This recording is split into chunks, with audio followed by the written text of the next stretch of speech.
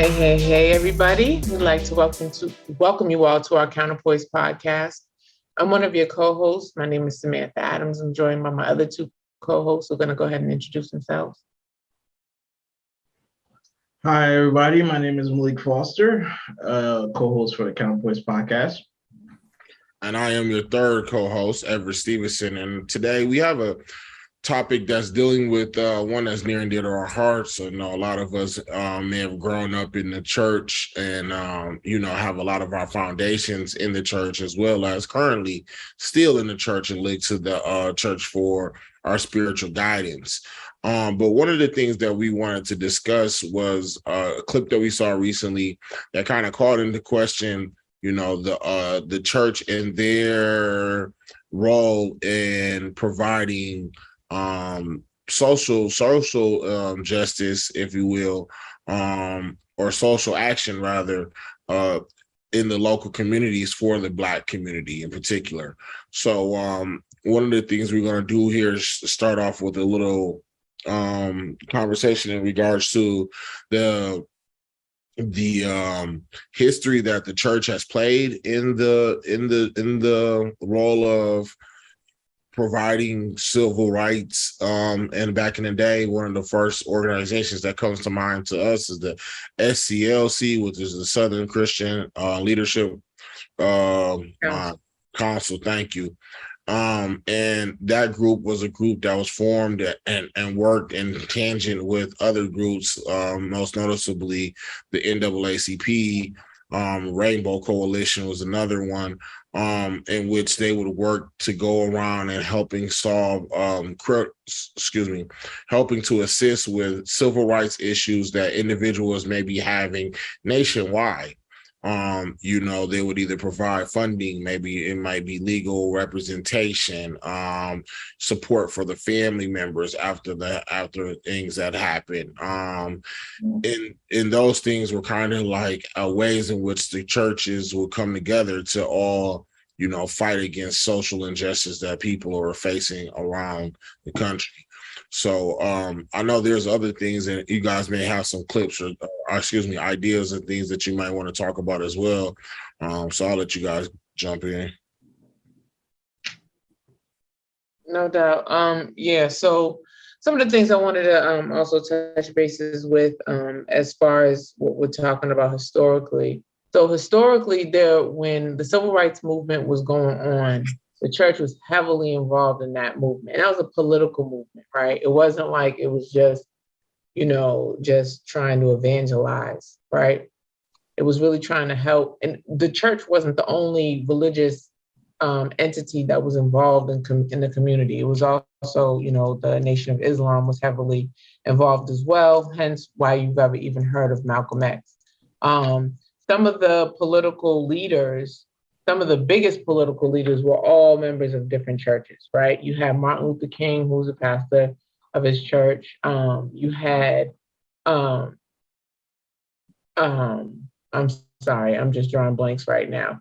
Reverend Jesse Jackson. Yeah, you have Reverend Jesse Jackson. So Martin Luther King, aside from having his being the pastor of the Church of Ebenezer Baptist Church, he also was one of the co-founders of the SCLC. Reverend Jesse Jackson was a pastor in his church, but he also was one of the founders of the Rainbow Coalition. You also had people like Reverend Al Sharpton. Yes, thank you, because that's exactly what I was thinking of. Yeah, Reverend Al Sharpton. And Al Sharpton is an interesting character, right? Because back in those days, this is completely off topic, just a little fun little tidbit of information. Reverend Al Sharpton was close friends with James Brown. And James Brown, he used to actually be a backup dancer for James Brown, aside from the fact that he was a reverend of the church. And you had all of these leaders, even Farrakhan. Farrakhan was out there back then doing his thing. Before that, he used to be a calypso singer at the Cotton Club back in Boston. I only know that because I'm from there. But at the end of the day, you had all these different religious leaders and political, really getting involved in politics and trying to move the agenda forward for Black people, right? And at some point, sometime not long after Martin Luther King and Malcolm X passed away, you really started to see that kind of like fade.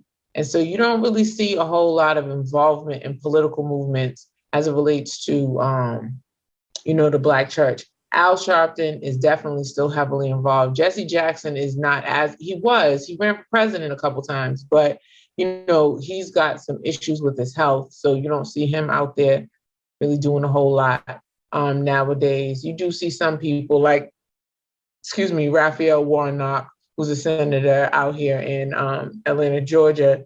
And he, is also he was the pastor of Ebenezer Baptist Church, same church as Martin Luther King, before he became a senator, or one of our senators here for Georgia. So, there is some sort of connection there, but you don't really see the church itself really just kind of pushing the agenda forward for Black people like you used to.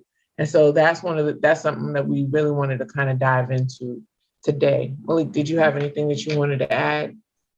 Yeah. So what I wanted to add is how, from a political perspective, how politicians would always try to court Black churches. There's a very history of that. Presidents always communicating with Black leadership and Black churches because Black people,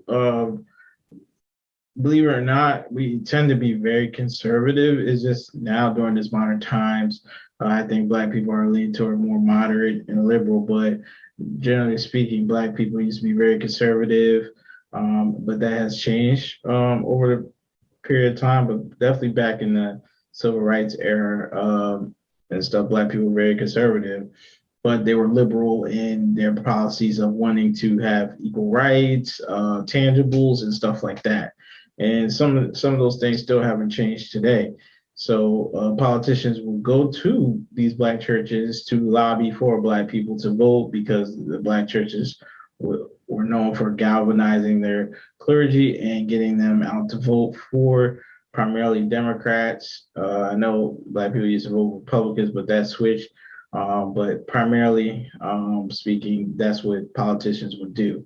But now we're seeing a transition into, politicians not so much lobbying towards the Black church because the Black church no longer has, I would say, most of Black people's ears like they used to. I think, online sources, what they call the new Black media and stuff like that, that now has a lot of Black people's ears, especially the younger Black crowd. Not so much so the older Black people, but like the senior citizens and stuff like that. But the youth of Black people, the Black church doesn't have their ears anymore. So that's all I really wanted to say with that. Right. So I think right now we can kind of go into one of the clips that kind of brought about this conversation here. And this is a clip from with Dr. Umar speaking. I believe he was on Fuji podcast. And this is a podcast. Okay, I'm gonna play the video right now. Let me know if y'all can. Looney. Black church. If you want to know why you ain't seen the Black church involved in any major struggle affecting Black folks, have you noticed that you don't see the Black church dealing with police genocide? At all. You don't see the Black church dealing with miseducation. You don't see the Black church dealing with unemployment. You don't see the Black church dealing with mass incarceration. Can you name one thing that the Black church is at the forefront of changing for Black folks? You can't. Why? Because in Y2K, the new millennium came with a new takeover of the Black church. The federal government now owns the Black church. FBI, faith-based initiative. Your pastor is the new snitch. So I'm just gonna stop the video right there. Well, that was definitely a lot of loaded language by Dr. Umar. I would say he does have some valid points though, because the Black church is definitely not at the forefront anymore. They don't even have the ears of the Black people, majority of Black people anymore. So it kind of makes sense that they're off to the sidelines because, Black politicians aren't even lobbying like they used to towards the Black churches. Yeah, they'll do a little fundraiser, a little event. But what they've been doing now is doing open events like fish fries, service some food, come on out, stuff like that. They don't go to the black churches to give a speech anymore or to attend a service or anything like that. It's like we're getting more of the fish fries, the barbecues, song and dance party type of vibe. Not so much so like let's go to the church and stuff. So I definitely noticed that difference.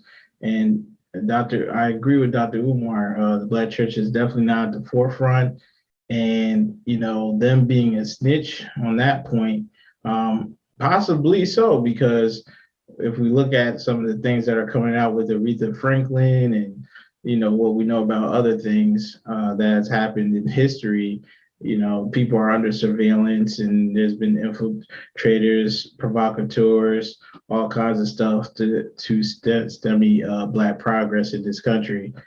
So that's really what I wanted to say. My initial thoughts. Y'all guys have any initial thoughts about the clip with Dr. Umar? Yeah, definitely. I think when I watched it, it definitely has that shock value because of the fact that, again, mentioning it, a lot of people have grown up in the church or have a church, if you will, background. And so it's almost like blasphemous, if you will, or to denounce either the people who are serving God and through the church and stating that they're not doing the things that they should be doing. But I think we also have to be able to be critical thinkers and critical viewers and look at things for what they are and ask ourselves, are they playing out type of roles? I think another thing that's really important in discussing kind of like some of the bonding, if you will, of church and state would be how there's a lot of times a lot of governments that provide incentive or funding to church-based initiatives, and so you'll see a lot of times there's I think we saw this again with some of the southern pastors, or excuse me, some of the pastors that were meeting with President Trump, because it really happened a lot during the Trump initiative, where we started to see a lot of times like Black celebrities or anyone like that has typically, generally a Black understanding. I think we saw it with like the HBCU presidents all meeting with them. And then I think we might have saw it again with, which is something that happens through all presidencies. So it's not necessarily anything that was unique to him in particular. I just think that it was just something that we kind of saw outright and thought like, oh, okay, well, there is kind of like some understanding or some relationship that occurs that allows for funding to come through the churches and through the schools with the federal government. And we believe that those things kind of have, they play a part in those relationships, whether it's being mute on certain issues or not necessarily stirring the pot on certain things, not necessarily holding a fire to certain individuals in office, to the degree of that, that's to be discussed and maybe figured out or to be questioned. But we can definitely say that it does occur and that we have been seeing it, and it's something that I think that citizens and as well as members of the church should consider when looking and asking themselves, is my church doing the best that they can to address certain issues? Yeah. So, excuse me. So, Dr. Umar has a point about, I agree that Dr. Umar has a point about the Black church not being at the forefront, but he mischaracterizes some things. Like he makes it seem like they were never at the forefront. And I don't necessarily agree with that, especially when you're talking about the civil rights movement. Civil rights movement church, the Black church was definitely at the forefront. You may not have had one particular church at the forefront, but all of these different pastors and leaders of these churches were definitely in the mix. Like they were out there moving, getting things done, doing what they had to do to try to push the agenda for the Black, for Black people forward. You know what I'm saying? So I don't necessarily wholeheartedly agree with them not ever being at the forefront. There are some areas in which they haven't been, but I think it is worth mentioning, like when he mentions mass incarceration. Yeah, they may not have been at the forefront, and may not have ever been at the forefront for advocating against mass incarceration. However, right, we have to remember a couple of things. When people seek refuge, they go to the church. So if somebody is accused of committing a crime, a lot of times they go to church. When people are scared, they go to church. When people are involved in some stuff they shouldn't be in, they go to church. So the church is a place of refuge. And so I think that role of the church kind of is undermined by the statement that he made, because a lot of times people forget about that. Another thing is that when people change their lives, right, they change their lives through what they gain from church. Now, this is not about whether or not you are Christian or Muslim. You don't have to follow, whatever faith. These are just facts of how things go, right? And then another thing I wanted to mention was that you had made a comment. You had made a comment about, Malik. You had made a comment about when Dr. Umar says something about pastor being a snitch. I don't necessarily agree with that, because number one, agents provocateur, the FBI infiltrating these different organizations, that has been happening. That was happening during the civil rights movement, right? It happened with you had COINTELPRO who infiltrated the Nation of Islam. That's how Malcolm X got assassinated. You had them following all of these Black leaders. You had them following anybody that had anything to do with the movement and pushing it forward, pushing the agenda forward for Black folks.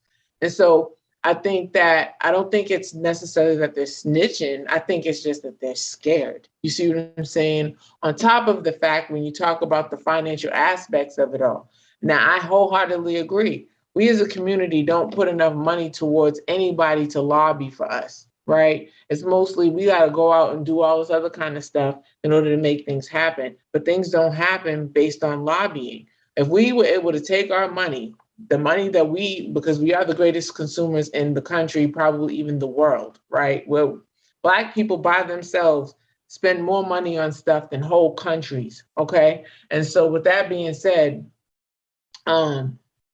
we could take some of those resources and put it towards lobbyists, pay lobbyists, so that they can go ahead and push our agenda forward. Because you better believe that, these big corporations and big pharma and all these other organizations pay their lobbyists to make sure that they stay at the top of the food chain. So I think that it's important for us to recognize that there are lobbyists out there, and we have a great agenda that needs to be pushed. It's needed to be pushed for quite some time, and it hasn't been.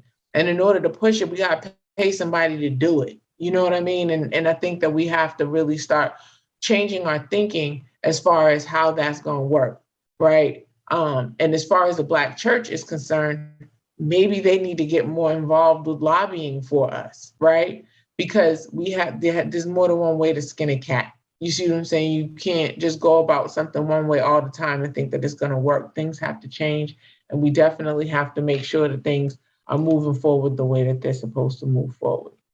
So, that's my take on that aspect. Another thing that I wanted to kind of mention was the church's focus, right? The church's focus isn't always on politics. There's a whole separation of church and state.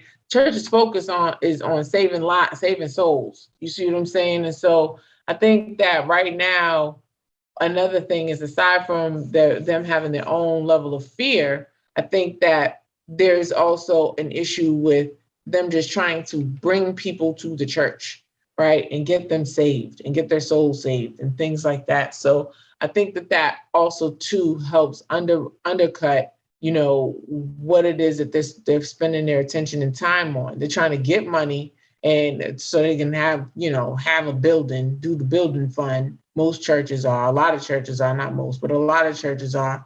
And then you also have a lot of churches that are focused on just saving souls. They're not looking at how to push the agenda forward and what more and greater things you can do to help the community. Now, it doesn't mean that they don't help the community, because not for nothing, they're out there, helping the homeless and doing soup kitchens and doing things that actually do help people in the community, right?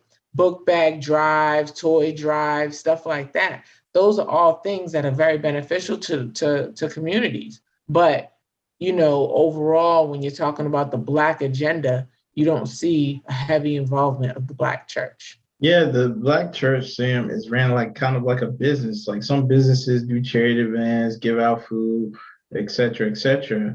The issue here is this: the Black church is more ran like a business. They don't advocate for Black people like they should, right?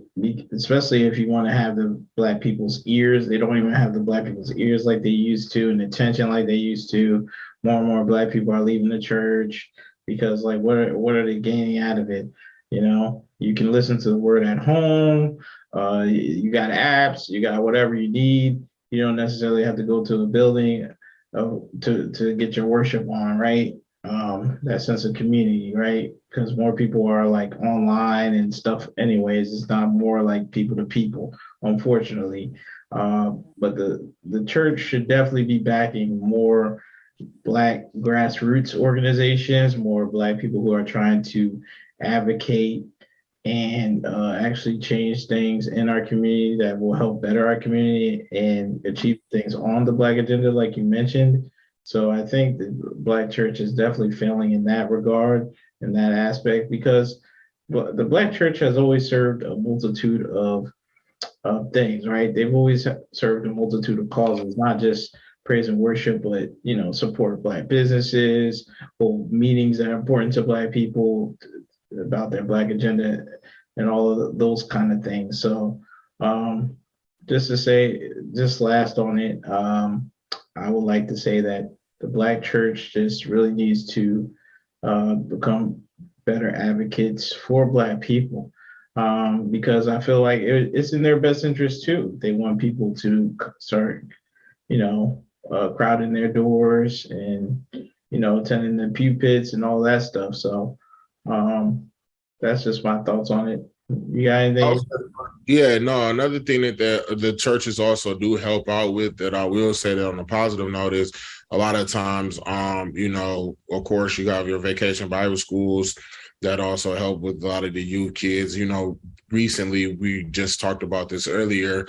It's Halloween around here. And so I know in my church, they would do like Angels Night, where they'll have people, you kind of can come, and maybe they'll bring video games to the church, or they'll have like, pizza and, candy and stuff like that. So kids can still feel like they're a part of things, even though they may not necessarily be living in a more worldly type, secular type manner, and dressing up in different costumes that they may, not agree with. So there are things that the church does do, that churches do. And also, I don't know if I mentioned the food drives and stuff like that earlier as well, but there are things that a lot of churches do to kind of help their members on a more humanitarian level. But I think that on this issue of like social justice, this is one that I think that, we could kind of see more of an effort base put in, and then see that kind of be brought about a little differently. I think, when we talk about what the church's focus has been, and from time to time, it has always kind of been to bring people closer to God.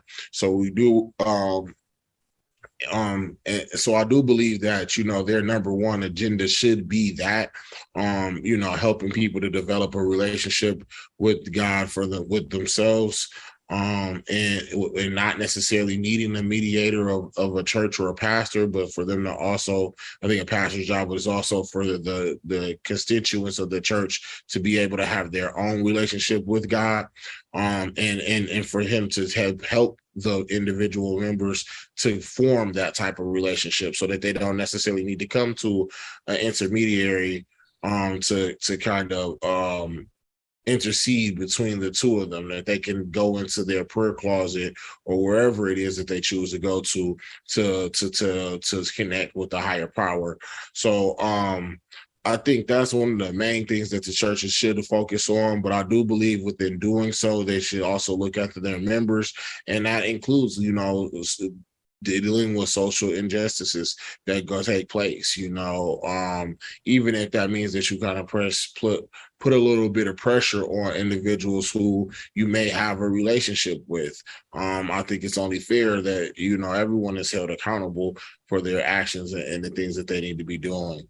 So one of the things that I know we wanted to, start to look at was possibly some solutions in which we think that would be a little bit, that would help churches either mend that type of relationship that we're discussing, or either help citizens feel a little more protected by the things that the churches are doing. And one of the things that I think that we could have is for churches to maybe hold more quorums and hold more, I don't want to say like think groups, but kind of like forums, if you will, where they allow for citizens to maybe meet with, either someone from the local community, whether it's in the police department, whether it's a city council member or someone like of that such.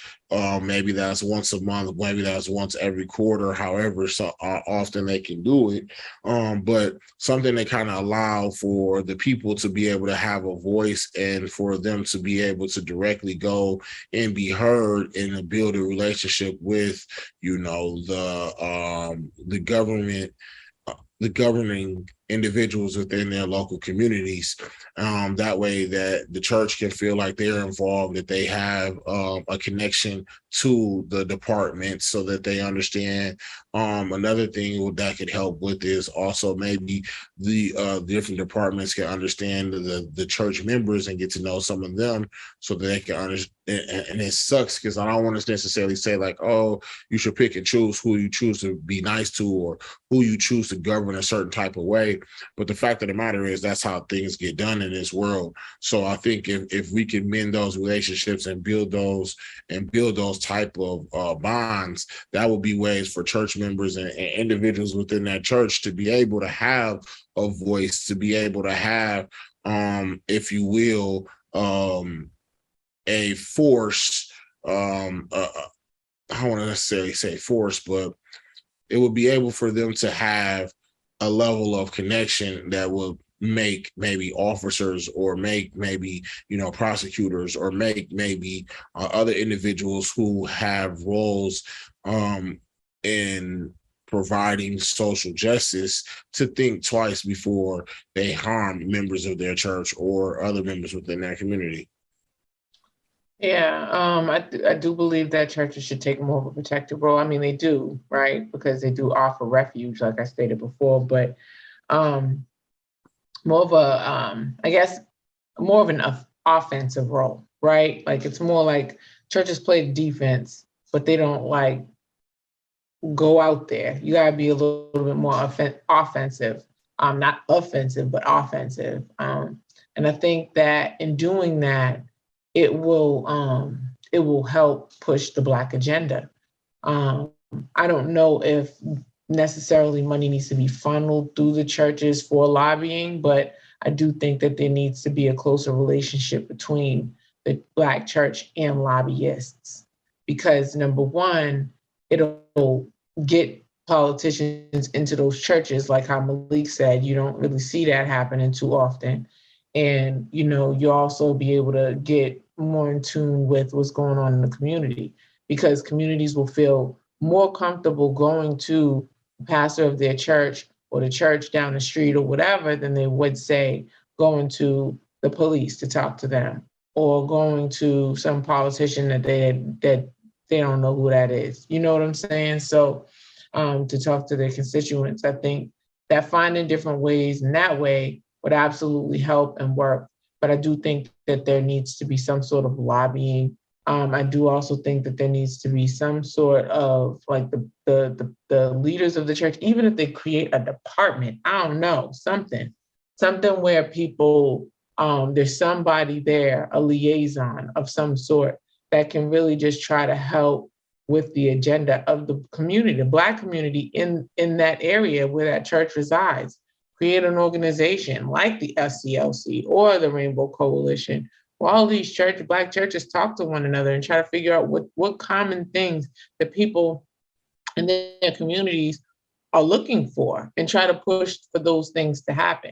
I think that it could be incredibly helpful. Even something as simple as the George Floyd bill. We literally talk about the George Floyd bill. We mention it every week, and it still hasn't passed. It's ridiculous. And, I think that that's something that the Black church could absolutely help with.